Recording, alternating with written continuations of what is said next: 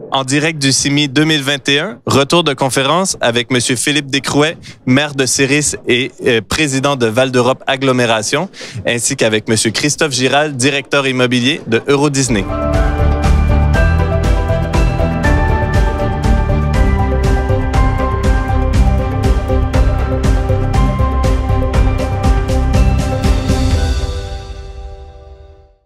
Philippe Descrouet, Christophe Giral, merci d'avoir accepté notre invitation aujourd'hui. Bonjour. Bonjour. Euro Disney et Val d'Europe Agglomération annonçaient aujourd'hui le renouvellement du partenariat ainsi que le lancement d'une nouvelle image de marque, d'un nouveau branding territorial. Avant de parler justement de ce nouveau partenariat, peut-être un petit bilan, un petit retour en arrière sur 35 ans de coopération entre Disney et Val d'Europe. Bon, alors je commence.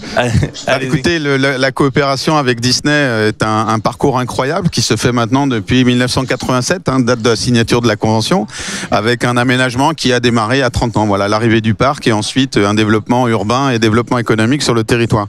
Donc ça s'est passé très bien. Après, on est dans l'aménagement, donc chacun a son rôle. Disney a un rôle de développeur aux côtés de l'établissement public, l'établissement EPA France, et ensuite les collectivités locales, maires et présidents d'agglomération sont aux côtés des opérateurs pour essayer de construire la ville de demain. Donc le partenariat, on peut faire le bilan aujourd'hui.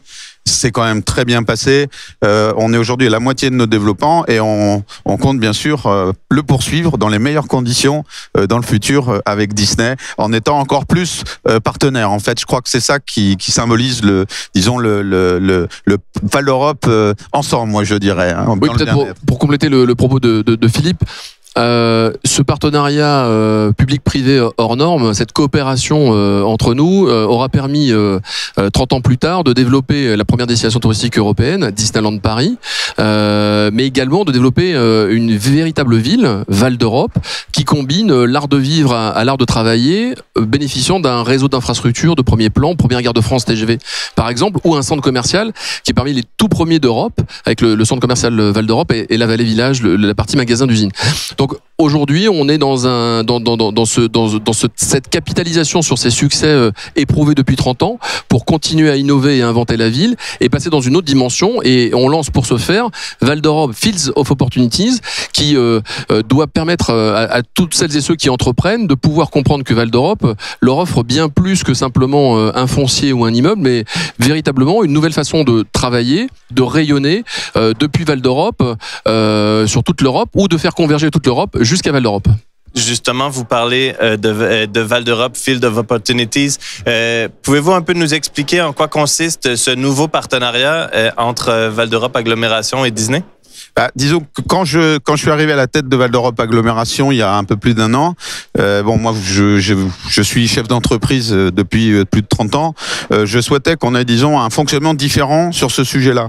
Il y a le développement économique, donc qui consiste à faire venir des entreprises sur notre territoire, mais il y a un autre sujet qui est quand même important, c'est comment on vit sur ce territoire et quelles sont les opportunités qu'on peut avoir dans tous les champs possibles. Oui. Et Fields of Opportunities, c'était ça, Val d'Europe. Moi j'ai souhaité qu'on soit plus pas en concurrence avec Disney, mais ensemble, parce qu'on a des intérêts convergents. Donc les opportunités, ça a été simplement de dire la Val d'Europe Agglomération, en fait, prend un peu le management, entre guillemets, du principe Fields of Opportunities, simplement parce qu'on s'adresse à la fois aux entreprises, à la fois aux salariés des entreprises, à la fois aux touristes, à tous les gens qui viennent sur ce territoire, et on en assure la promotion. Et bien sûr, ça ne fait que servir les ambitions aussi qu'on peut avoir en commun pour faire venir de grands comptes, des grandes entreprises. Voilà. L'idée, c'est de dire, on est un territoire attractif, on est ensemble et on peut se projeter dedans. On est à la moitié du développement, il nous reste encore la moitié à faire. On a un nombre d'hectares important, je crois que c'est plus de 70 hectares à développer. Donc aujourd'hui, on est mûr, on est prêt, vous pouvez venir et on peut se projeter dans le présent. Vous voyez, c'est un peu ça l'idée. Oui, avec 3 enjeux majeurs dans cette démarche conjointe, à laquelle s'associe également EPA France, l'aménageur public en titre, et puis bien sûr la région, le département qui soutiennent pleinement cette initiative portée par Val d'Europe Agglomération. 3 enjeux. Le premier, c'est de renforcer la lisibilité et la visibilité de Val d'Europe, parce que peu de gens finalement nous connaissent. Le deuxième enjeu, évidemment, c'est justement de coordonner, d'impulser cette nouvelle dynamique autour des acteurs économiques qui concourent à l'implantation des entreprises, bien sûr. Et puis le troisième élément, évidemment, c'est de fidéliser les entreprises qui sont déjà présentes sur le territoire, mais évidemment d'en conquérir de nouvelles. Peut-être quelques chiffres pour illustrer cette dynamique de territoire. Depuis 2004, date à laquelle nous avons amorcé les premiers immeubles de bureaux ou d'activités développés en blanc sur le territoire, ce sont plus d'un demi-million de mètres carrés de bureaux d'activité qui ont été développés ou sont en cours de développement. On vient d'annoncer lors de cette édition du CIMI le lancement en blanc de 120 000 mètres carrés de bureaux d'activité avec un taux de pré-commercialisation très important. Dans le parc d'entreprise, on est sur les 83 000 mètres carrés lancés en blanc, on est à plus de 70% de taux de pré-commercialisation, et sur les 40 000 mètres carrés de bureaux lancés au pied du RER, on est à plus de 50% de taux de pré-commercialisation. Donc c'est dire l'engouement du territoire. Ça se traduit comment? Ce sont plus de 6 300 établissements économiques implantés depuis 2004.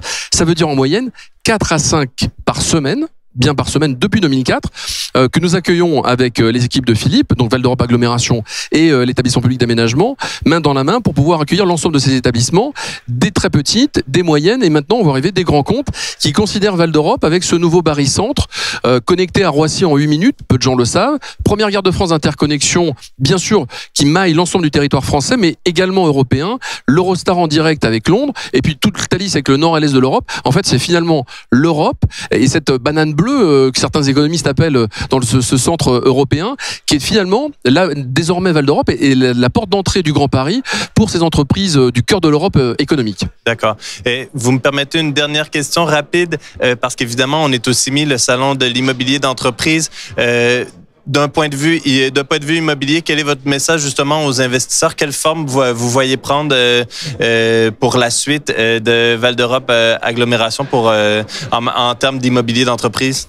Le message, moi, que je peux donner en tant que politique, parce que c'est important, je pense que c'est assez historique, c'est une des premières fois qu'une équipe politique s'allie à un privé pour faire la promotion de son territoire. Et donc, je vais peut-être parler du message politique, je laisserai Christophe sur le message plus commercial des opérations, mais c'est de dire qu'en fait, on est là pour accueillir les gens, pour leur dire, vous pouvez venir chez nous, on est tous ensemble pour vous accueillir, pour vous faciliter les choses. On est capable de faire en sorte qu'une entreprise puisse avoir peut-être son permis de construire plus vite qu'ailleurs, d'avoir un lien, puisqu'on est sur une opération d'intérêt national privilégiée avec l'État au plus haut niveau, il faut le préciser. Et du coup, ça confère, disons, à tous les preneurs potentiels une facilité que je pense il n'existe pas forcément ailleurs. Et aux côtés des équipes de Christophe, on est toujours unis et ensemble. Donc le message, moi, que je transmets en permanence, c'est vous venez, vous pouvez avoir un entretien avec moi, avec nos équipes, avec les élus très rapidement, visiter le territoire, on peut tout vous expliquer.